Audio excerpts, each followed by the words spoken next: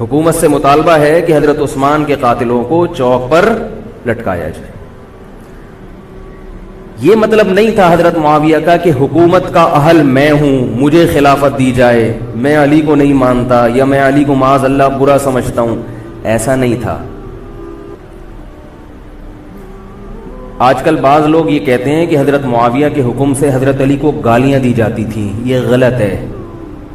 یاد رکھو عربی کے لفظ کا ترجمہ اردو میں, یہ بہت سے لوگ نا ان کو عربی زبان سے ذرا بھی واقفیت نہیں ہے, چھوٹے چھوٹے بچے آ کے بیٹھ گئے ہیں. عربی میں کسی پر اعتراض کرنا, اس کی پالیسیوں کو غلط قرار دینا, اس کو بھی سب و شتم کہا جاتا ہے. اردو میں ہر جگہ اس کا ترجمہ گالیاں نہیں ہوتا. گالیوں کا مطلب تو ہمارے ہاں کچھ اور سمجھا جاتا. آپ کسی پر اعتراض کر رہے ہو, اس کو تو سب و شتم کہا جائے گا. سب و شتم میں گالیاں بھی آتی ہیں, کسی کی پالیسیوں سے اختلاف کرنا, اس کی رائے پر رد کرنا, یہ بھی آتا ہے. لیکن اردو میں گالی کا مطلب برا لفظ ہے. گالی کوئی شریف آدمی نہیں دیتا. خیر, میں یہ عرض کر رہا تھا کہ حضرت عثمان رضی اللہ تعالی عنہ کے قاتلوں سے قصاص کا دعا کریں. میں جلدی سے اس موضوع کو سمیٹ کے آج ختم کر دوں. حضرت عثمان کے قاتلوں سے قصاص لیا جائے. حضرت علی رضی اللہ تعالی عنہ کا موقف یہ تھا کہ مدینہ میں حضرت عثمان کے قاتلوں کا جو ٹولہ ہے وہ اتنا مضبوط ہے کہ اگر میں نے ان سب کو پکڑ پکڑ کے لٹکانا شروع کر دیا تو مدینہ میں امن و امان کی صورتحال خراب ہو جائے گی. حکومت بھی دہشت گردی کے خلاف جب ایکشن لیتی ہے تو یہ سوچتی ہے نا کہ دہشت گردوں میں کتنی پاور ہے, تمیز سے, طریقے سے. اب یہ ایک اختلاف تھا جو بڑھنا شروع ہو گیا. اس اختلاف کے پیچھے نہ حکومت کی لالچ, نہ پیسے کی لالچ, نہ دولت. یہ سب الزامات ہیں اسلام دشمنوں کے جو انہوں نے صحابہ پر لگائے ہیں. نہ حضرت علی پر کوئی الزام لگایا جا سکتا ہے اس مسئلے میں, نہ حضرت معاویہ پر. رائے کا اختلاف ہے, رائے کا اختلاف. ابتدا میں حضرت معاویہ کے ساتھ بہت سارے صحابہ تھے. میں یہ تو نہیں کہہ رہا زیادہ, بہت سارے صحابہ, جن میں حضرت عائشہ رضی اللہ تعالی عنہا بھی تھی. بعد میں حضرت عائشہ رضی اللہ تعالی عنہا کا موقف تبدیل ہو گیا جب انہوں نے دیکھا کہ اس سے مسئلہ حل ہونے کے بجائے اور بگڑ رہا ہے. تو حضرت معاویہ نے حضرت علی کی بیعت سے انکار کیا. کہا کہ جب تک حضرت عثمان کے قاتلوں کو چوک پہ نہیں لٹکایا جاتا میں آپ کے ہاتھ پہ بیعت کرنے کے لیے تیار نہیں ہوں. یہ حضرت معاویہ کی رائے تھی. حضرت علی کی رائے یہ تھی کہ میرے لیے یہ فی الحال ممکن نہیں ہے, لہذا, اور اس سے ہو کیا رہا ہے, حکومت دو حصوں میں ڈیوائیڈ ہو رہی ہے. ان کی رائے یہ تھی کہ حضرت معاویہ رضی اللہ تعالی عنہ کو اپنے اس مطالبے سے دستبردار ہو کر میرے ہاتھ پہ بیعت کر لینی چاہیے. اور قرآن کا حکم ہے وَإِن طَائِفَتَانِ مِنَ الْمُؤْمِنِينَ اقْتَتَلُوا فَأَصْلِحُوا بَيْنَهُمَا فَإِن بَغَتْ إِحْدَاهُمَا عَلَى الْأُخْرَى فَقَاتِلُوا الَّتِي تَبْغِي حَتَّى تَفِيءَ إِلَى أَمْرِ اللَّهِ. کہ اگر مسلمانوں کا کوئی فریق بغاوت پہ اتر آئے, حکومت وقت سے لڑائی کرے, قاتل التی تبغی, تو جو طبقہ حکومت کو تسلیم نہیں کر رہا یا حکومت کے خلاف بغاوت کر رہا ہے اس سے قتال کرو. حضرت علی کا موقف یہ تھا کہ قرآن مجید کی یہ آیت مجھ سے مطالبہ کر رہی ہے کہ جو لوگ میرے ہاتھ پہ بیعت نہیں ہو رہے جبکہ میری خلافت قائم ہو چکی ہے, تو میں مسلمانوں میں تاکہ اختلاف اور انتشار نہ ہو میں اس فریق کو تلوار کے زور سے بیعت کرنے پر مجبور کروں. بات آ رہی ہے سمجھ میں کہ نہیں آ رہی ہے؟ آج تو پولیس بھی نہیں بلا سکتے, موبائل ہی نہیں ہے بھائی, بند پڑے ہوئے, ورنہ میں پولیس بلوا لیتا آج آپ کو بات سمجھانے کی. لیکن میں کہتا ہوں کہ میں پولیس اگر بلواتا, اگر پولیس ہی کو سمجھ میں نہیں آئی, یہ بھی تو بڑا مسئلہ ہے. خیر, تو حضرت علی کا موقف یہ تھا. حضرت معاویہ کا موقف یہ تھا کہ حکومت کے خلاف بغاوت غلط ہے نا. جس کو حکومت مان لیا ہو, جب تک میں نے خلیفہ مانا ہی نہیں ہے تو میرا یہ عمل بغاوت نہیں کہلائے گا. یہ اختلاف رائے ہے, اور یہ اختلاف صحابہ میں بھی ہوا ہے, تابعین میں بھی ہوا ہے, ائمہ مجتہدین میں بھی ہوا ہے, اور آج تک ہوتا آ رہا ہے. اس قسم کے اختلافات مکمل ختم نہیں ہو سکتے. یہ صحابہ میں بھی ہوا ہے. قرآن و حدیث کو سمجھنے کا اختلاف کہا جاتا ہے اس کو. اور اس اختلاف کے بارے میں نبی صلی اللہ علیہ وسلم کی صحیح حدیث ہے اذا اجتہد المجتہد فإن أصاب فله أجران وإن أخطأ فله أجر واحد. جب کوئی مجتہد اجتہاد کرتا ہے، کیا مطلب قرآن و حدیث کو سمجھنے کی کوشش کرتا ہے، اگر وہ صحیح نتیجے پر پہنچ جائے تو اس کو 2 اجر ملتے ہیں، اگر غلط نتیجے پر پہنچے تو بھی 1 اجر ملتا ہے اس کو، اس لیے کہ اس کے بس میں جو تھا وہ اس نے کر لیا. اب پیغمبر تو موجود نہیں ہے جو آگے بتائیں گے کہ یہ صحیح کر رہا ہے یہ غلط کر رہا ہے. میں نے اپنے ایک استاد سے ایک مرتبہ پوچھا کہ حضرت یہ علماء میں جب اختلاف ہوتا ہے کسی مسئلے میں تو عوام بڑی پریشان ہوتی ہے، کیا کریں ہم؟ انہوں نے فرمایا کہ عوام کو یہ بتاؤ کہ ہم پیغمبر نہیں ہیں اور ہم پیغمبر سے براہ راست مسئلہ پوچھ نہیں سکتے. ہمارے پاس جو قرآن و سنت ہے اور جو فقہائے کرام نے اس قرآن و سنت کی تشریح کی ہے، جو فقہ کی کتابیں ہیں، ہم اس میں دیکھتے ہیں. اب اس میں 2 علماء کی رائے میں اگر اختلاف ہو جائے تو اس اختلاف کو ختم کرنے کا ہمارے پاس کوئی راستہ نہیں ہے. نبی ہوتے تو ہم پوچھ لیتے. جب راستہ نہیں ہے تو بھائی اللہ کے نبی نے فرما دیا کہ جو تمہارے بس میں ہے وہ کر لو. اگر درست بات تک پہنچ گئے ڈبل اجر، نہیں پہنچے تو بھی اجر. اس میں ہمیں بتا دیا کہ اسلام پر عمل کے لیے اتنا کافی ہے کہ جو تمہاری استطاعت میں ہے وہ کر لو. نہیں آئی بات سمجھ میں؟ اب یہ اختلاف چھوٹے مسائل میں بھی ہو سکتا ہے اور بڑے مسائل میں بھی ہو سکتا ہے. تیسری بھی ایک جماعت تھی. یہ 2 اختلاف تو پتہ چل گئے نا، حضرت علی کا موقف، حضرت معاویہ کا موقف. ایک تیسری جماعت تھی جو یہ کہتی تھی کہ نہ ہم حضرت علی کا ساتھ دیں گے نہ حضرت معاویہ کا، کیونکہ دونوں مسلمان ہیں، دونوں لڑ رہے ہیں، مسلمانوں کو ہم لڑتا ہوا نہیں دیکھ سکتے. ان کا موقف تھا حضرت علی رضی اللہ تعالیٰ عنہ ایک صحابی کے پاس گئے اور ان سے کہا کہ آپ میری جماعت میں شامل ہوں اور اہل شام کے خلاف میرے ساتھ مل کے لڑیں. وہ صحابی گئے ایک لکڑی کی تلوار اٹھا کے لائے. انہوں نے کہا کہ میں نے رسول اللہ صلی اللہ علیہ وسلم سے سنا ہے کہ فتنے کا دور ہوگا، مسلمان آپس میں لڑیں گے، تو تم اس وقت اپنی تلوار کو لکڑی کی بنا لینا. لکڑی کی تلوار کا مطلب جو کسی سے لڑنے کے کام نہ آئے. میں تو نہیں لڑ سکتا. اب حضرت علی نے یہ نہیں کہ اس پہ تلوار رکھ دی ہو کہ نہیں تو جائے گا، یا تو دائرہ اسلام سے خارج ہے، یا تو باغی ہے. ٹھیک ہے نہیں یاری سمجھ میں، چھوڑ دو. آج جو فتنے کھڑے ہو رہے ہیں نا وہ اس پہ نہیں ہو رہے کہ صحیح کیا ہے غلط کیا ہے. فتنہ اس پر ہو رہا ہے کہ جو مجھے سمجھ میں آ رہا ہے وہ میں تھوپ کے اس کو مسلط کر دوں. مجھے اگر رفع الیدین سمجھ میں آ رہا ہے تو پوری دنیا رفع الیدین کیوں نہیں کر رہی، اور اگر مجھے ترک رفع الیدین سمجھ میں آ رہا ہے تو یہ چند لوگ رفع الیدین کیوں کر رہے ہیں. صحابہ کے دور میں رفع الیدین بھی ہوتا تھا اور ترک بھی ہوتا تھا، پھڈے نہیں ہوتے تھے. صحابہ کے دور میں زور سے آمین بھی تھی اور آہستہ آمین بھی تھی، جھگڑے نہیں تھے. صحابہ کے دور میں امام کے پیچھے فاتحہ پڑھنے والے بھی تھے اور امام کے پیچھے فاتحہ کو ناجائز اور حرام سمجھنے والے بھی تھے، مگر پھڈے بازی بولو بھائی نہیں تھی. تو حضرت علی رضی اللہ تعالیٰ عنہ نے ان صحابی کو مجبور نہیں کیا. حضرت علی کی فوج میں عمار ابن یاسر رضی اللہ تعالیٰ عنہ بھی تھے، زبیر ابن عوام، عبداللہ ابن زبیر رضی اللہ تعالیٰ عنہ، عبداللہ ابن زبیر ابن عوام. حدیث میں آتا ہے کہ جب جنگ صفین میں، جنگ جمل میں دونوں فوجیں آمنے سامنے کھڑی ہوئی ہیں، زبیر ابن عوام رضی اللہ تعالیٰ عنہ نے تقریر کی، اہل شام سے خطاب کر کے کہا کہ اے اہل شام، ہم جانتے ہیں کہ تمہارے ساتھ محمد صلی اللہ علیہ وسلم کی زوجہ ہیں حضرت عائشہ، جو ہمارے موقف سے متفق، یہ صحیح بخاری کی روایت ہے، جو ہمارے موقف سے متفق نہیں ہیں لیکن ہے نبی کی بیوی، اور ساتھ کس کا دے رہی ہیں؟ تمہارا. اب اعتدال دیکھیں صحابہ کی رائے میں. فرمایا اللہ کی قسم ہم یہ جانتے ہیں کہ جیسے وہ دنیا میں نبی کی زوجہ تھی جنت میں بھی نبی کی زوجہ ہوں گی، اگرچہ وہ اس معاملے میں ہمارے خلاف ہیں مگر اس کی وجہ سے ہم ان کے جنتی ہونے کا انکار نہیں کر سکتے. کیا مطلب؟ ان کی سمجھ میں جو آ رہا ہے وہ اس کے حساب سے کر رہی ہیں، لیکن ہماری سمجھ میں ان کی بات نہیں آ رہی. کیوں؟ اس لیے فرمایا کہ ہم یہ دیکھ رہے ہیں کہ اللہ ہمیں نبی کی زوجہ عائشہ رضی اللہ تعالی عنہا کے ذریعے آزما رہا ہے کہ تم نبی کی زوجہ کو دیکھتے ہو یا قرآن کے حکم کو دیکھتے ہو. قرآن کہہ رہا ہے کہ خلیفہ کے خلاف بغاوت نہیں ہو سکتی, کائنم من کان, بغاوت کرنے والا کوئی بھی کیوں نہ ہو. تو نہ چاہتے ہوئے بھی ہم تمہارے خلاف آ کے کھڑے ہوئے ہیں. خدا کی قسم اس آزمائش میں ہمیں کس نے ڈالا ہے؟ اللہ نے ڈالا ہے.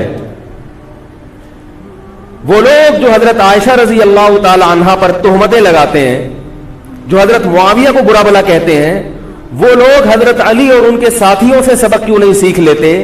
ایک مرتبہ میرے پاس ایک سوال آیا, سوال کرنے والے نے حضرت معاویہ کی شان میں گستاخی کا پورا ایک باب باندھا ہوا تھا. اس نے کہا کہ جس نے نبی کے داماد کے خلاف تلوار اٹھائی وہ اسلام میں معاذ اللہ کیسے ہو سکتا ہے, اور ایسے برے برے القاب کہ میں زبان پہ بھی نہیں لا سکتا. میری عادت ہے شارٹ کٹ جواب دینے کی, گل ویلے دی تے پھل موسم دا. اتنا ٹائم تھوڑی ہے کہ ہر آدمی کے سوال کو لے کے بیٹھ جائیں. میں نے کہا آپ کے جواب میں اتنا کافی ہے کہ یہ وہ الزامات ہیں کہ جس کے خلاف تلوار اٹھائی اس نے بھی یہ الزامات نہیں لگائے. مدعی سست اور گواہ چست. نہیں آ رہی میرا خیال ہے بات. جو حضرت علی کے ساتھ تھے انہوں نے تو یہ کچھ حضرت معاویہ کے خلاف نہیں کہا. انہوں نے تو وہ تو پھر بھی جنتی مان رہے ہیں, ایک دوسرے کی نماز جنازہ میں شریک ہو رہے ہیں, مال غنیمت کو تقسیم نہیں کر رہے, ایک دوسرے کی عورت پہ ہاتھ نہیں اٹھا رہے, احترام کر رہے ہیں, ایک دوسرے کے پیچھے جنگ ختم ہونے کے بعد نمازیں پڑھی جا رہی ہیں. اللہ تعالیٰ نے یہ مثال صحابہ کی قائم کی ہے دنیا کو دکھانے کے لیے کہ ان میں اتنا بڑا اختلاف ہو کہ تلواریں بھی چل جائیں تو وہ اختلاف بھی حدود سے تجاوز نہیں کرتا. اور ہمارے چھوٹے چھوٹے اختلافات میں کیا ایک دوسرے کے خلاف بہتان تراشیاں اور زبان درازیاں ہوتی ہیں. تو یہ اختلاف تھا حضرت علی اور حضرت معاویہ کا, جس میں تین فریق تھے. ایک حضرت علی تھے, ان کا موقف یہ تھا کہ میرے لیے تلوار اٹھانا واجب ہے. حضرت علی کے ساتھ جو لوگ تھے ان کا بھی یہ موقف تھا. حضرت معاویہ کا یہ موقف تھا کہ میں باغیوں کی فہرست میں آتا نہیں ہوں. کیوں نہیں آتا؟ اس لیے نہیں آتا کہ میں نے خلافت کو تسلیم نہیں کیا, اور ان کے ساتھ بھی صحابہ کرام کی ایک جماعت تھی. اور تیسرا موقف, بہت سارے صحابہ یہ تھے جو کہتے تھے ہم کسی کا ساتھ نہیں دیں گے, دونوں طرف مسلمان ہیں, ہماری تلوار سے کسی مسلمان کا خون ہو ہم یہ برداشت نہیں کر سکتے. ہماری رائے یہ ہے, اہل سنت والجماعت کی رائے یہ ہے کہ یہ ان تینوں فریقوں میں جو برحق تھے وہ حضرت علی تھے, کیونکہ حکومت تھی ان کے پاس. باقی جو دونوں فریق تھے صحابہ کرام کے, ان سے غلطی ہوئی ہے, مگر یہ غلطی اجتہادی ہے. یہ نفس پرستی والی غلطی, حکومت کی لالچ والی, دولت کی لالچ والی, یا ہٹ دھرمی والی, یا ضد والی غلطی بولو بھائی نہیں ہے. یہ وہ غلطی ہے جس کے بارے میں محمد صلی اللہ علیہ وسلم نے فرمایا کہ اگر مجتہد سے غلطی ہوتی ہے تو بھی اس کو اجر ملتا ہے, کیونکہ اللہ نے قرآن میں فرمایا فاتقوا اللہ ما استطعتم, اللہ سے اتنا ڈرو جتنی تم میں استطاعت ہے. تو ان کی جتنی سمجھ میں آیا انہوں نے اس حساب سے کیا. تو دو جنگیں ہوئی ہیں, جنگ جمل اور جنگ صفین. اب ایک اور بات ہے, تاریخی حقیقت ہے کہ دو جنگوں کے بعد حضرت علی رضی اللہ تعالی عنہ کو خوارج نے شہید کر دیا. یہ وہی خوارج جو حضرت عثمان کے قاتل تھے. انہوں نے شہید کس کو کیا؟ حضرت علی کو. حضرت علی کی شہادت کے بعد حضرت حسن رضی اللہ تعالی عنہ کی 6 مہینے تقریباً خلافت رہی. حضرت حسن رضی اللہ تعالی عنہ نے امت میں جوڑ پیدا کرنے کے لیے حضرت معاویہ رضی اللہ تعالی عنہ سے سلو کر لی اور خلافت سے دستبردار ہو کر حضرت معاویہ کے ہاتھ پر بیعت ہو گئے. نہیں آ رہی میرا, پولیس کو فون کریں یار, بہت اہم بات ہے یہ, اس کو اچھی طرح سمجھ لیں, اللہ کرے سمجھ میں آئے.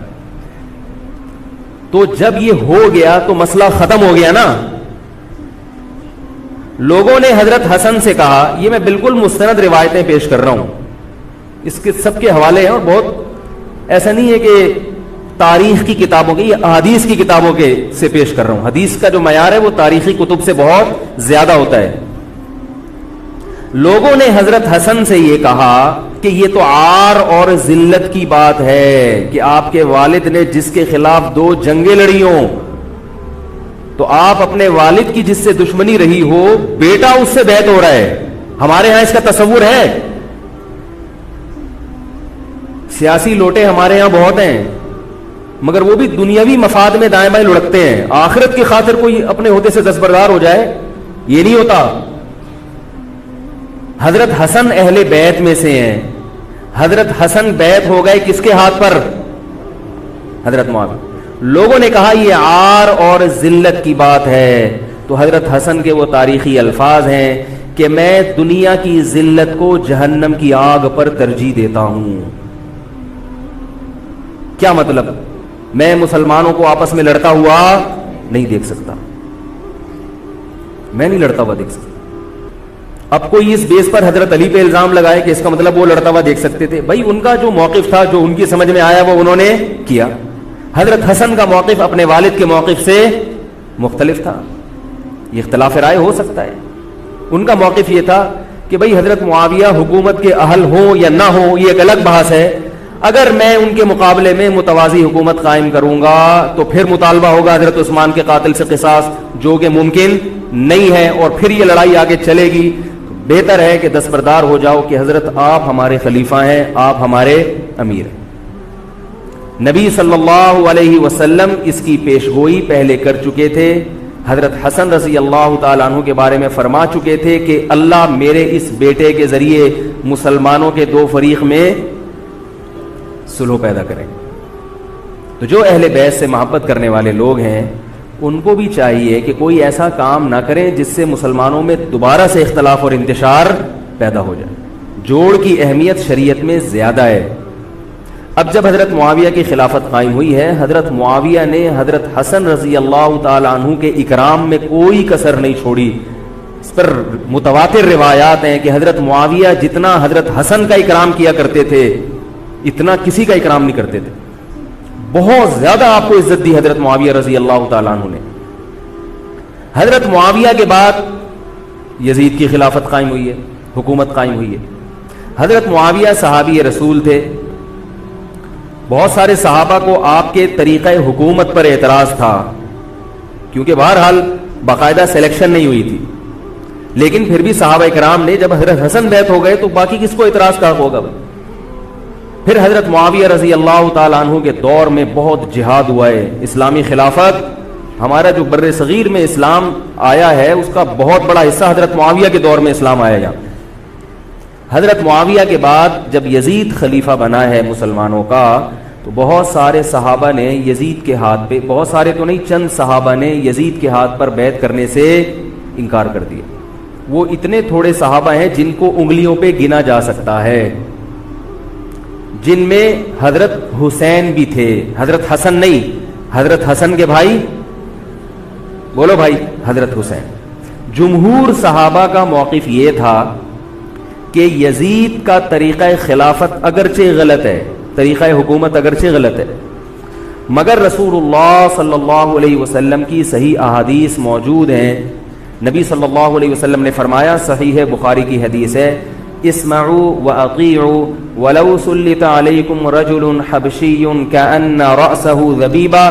آپ صلی اللہ علیہ وسلم نے فرمایا سنو اور اطاعت کرو اگرچہ تم پر کوئی حبشی غلام مسلط کر دیا جائے جس کا سر کشمش کی طرح پچکا ہوا ہو. کیا مطلب؟ سلیکشن نہیں ہوئی بلکہ زبردستی مسلط ہو گیا کسی بھی طرح سے. اور جو مسلط ہوا وہ کسی بھی لحاظ سے حکومت کرنے کا اہل نہیں ہے, غلام ہے. غلام کبھی بھی حکومت کا اہل نہیں ہوتا. اور غلام بھی حبشی, کالا کلوٹا, گوروں سے جس کو ویسے ہی تبھی نفرت ہو, بھائی ہم سارے سفید ہیں اور یہ ایک بلیک کہاں سے آ گیا دوسری قوم کا آدمی. انسان دوسری قوم کے آدمی کو قبول نہیں کرتا, قوم بھی دوسری. اور فرمایا شکل بھی اچھی نہیں ہے.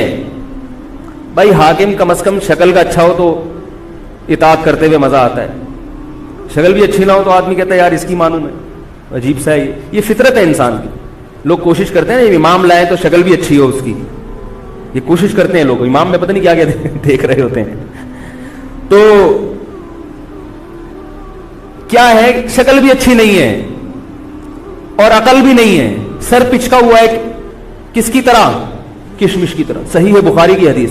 مطلب یہ کہ کسی بھی لحاظ سے نہ لک وائز اچھا لگ رہا ہے آپ کو، نہ اس کے اندر صلاحیتیں، مگر مسلط ہو گیا، کسی نے بھی مسلط کر دیا، تو آپ نے فرمایا اب اس کے خلاف بغاوت نہیں کرنی، اس کی اطاعت کرنی ہے. آپ کہیں گے یہ کیسا حکم ہے بھائی اسلام کا؟ ایک آدمی نا اہل ہے مگر اس کی مان کے چلو تو مروا دے گا. یہ اس لیے اسلام نے حکم دیا ہے کہ اس کے پاس پاور تھی تو مسلط ہوا ہے نا. کیا خیال ہے بھائی؟ تو اب جب اس کے خلاف چلو گے تو اس سے وہ ہٹنے والا نہیں ہے، وہ خون خرابہ کر دے گا، قتل و غارت کرے گا اور فساد پیدا کر دے گا وہ. کیونکہ اگر وہ کمزور ہوتا تو خلیفہ بنتا نہیں. وہ خلیفہ کی، حاکم کی ڈیفینیشن کیا ہے؟ جس کے پاس قوت نافذہ ہو. ایک دن ایک صاحب کہنے لگے مسلم لیگ کے دور میں، جنرل مشرف کے دور میں اس کو نہیں مانتا، میں اس کو نہیں مانتا. میں نے کہا آپ کے ماننے نہ ماننے سے کچھ نہیں ہوتا، وہ مسلط ہو گیا ہے، جس طریقے ہیلی کاپٹر سے آیا ہو یا فرشتے اس کو لائے ہوں. کیونکہ حاکم کی جو ڈیفینیشن ہے کہ جس کے پاس قوت نافذہ ہو. قوت نافذہ اردو کا گاڑا لفظ ہے. قوت نافذہ کہتے ہیں کہ جب وہ کچھ کہتا ہو تو کر کے دکھا سکتا ہو، چاہے فوج کے ذریعے، چاہے پولیس کے ذریعے، چاہے کسی بھی طریقے. ایک آدمی کو پوری قوم نے سلیکٹ کر لیا مگر اس کی سنتا کوئی نہیں ہے، وہ کچھ کہتا ہے تو اس کے منہ سے الفاظ نکل کے ہوا میں تحلیل ہو جاتے ہیں، چلتی کسی اور کی ہے، وہ جو کہتا ہے کر کے دکھا دیتا ہے. تو اصل حاکم کون ہے؟ جو کہتا ہے اور کر کے دکھا دیتا ہے. اب یہ ایک الگ بحث ہے کہ یہ ظالم ہے، یہ غلط طریقے سے آیا ہے.